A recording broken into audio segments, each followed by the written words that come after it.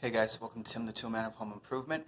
Today we're going to be talking about a bar top that we did. So one of the cool things that I wanted to do with this bar top is I wanted to make it unique and fun. So we ended up doing bottle caps.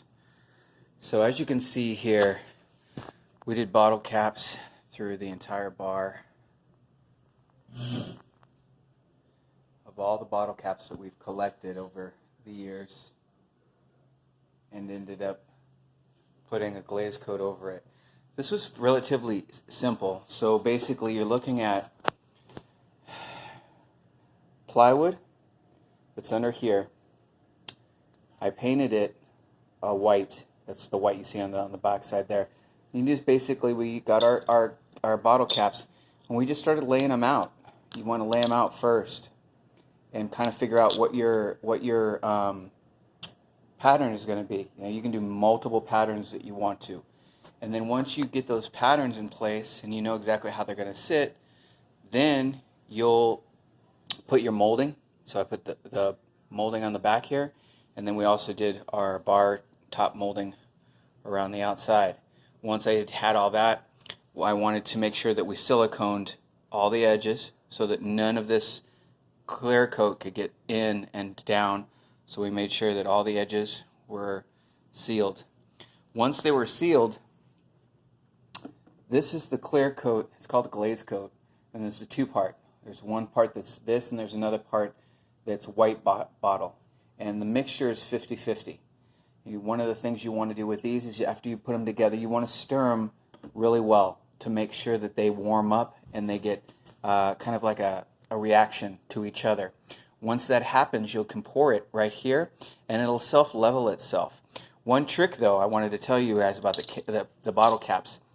You definitely want to glue these down first before you pour the glaze over it, because the glaze has a tendency to get underneath and pop these guys to come up. So if you glue them down first and have them secure, when you do the glaze, they don't move at all and they stay under, and you don't have to worry about pushing them down and trying to get them to stay once you pour the clear coat. Now the clear coat usually dries within a day, so it's usually about 24 hours on a decent sunny day around 65 degrees. So I wanted to show you guys this is a real simple way to have some fun with a bar top and not spend a lot of money. Now this kit with this glaze cost about I want to say it was about $80 for the glaze, but the glaze was enough to do the entire bar top. So all the way there and all the way back.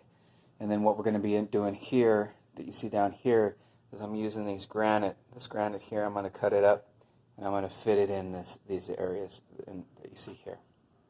But I don't want to show you guys a quick, easy way to be able to have some fun with a bar top. It's not going to be a lot of money.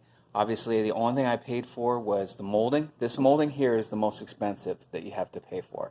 This cost me about $150 for this molding to go around the bar. This molding was relatively inexpensive, and then the glaze. That was it to make this bar top.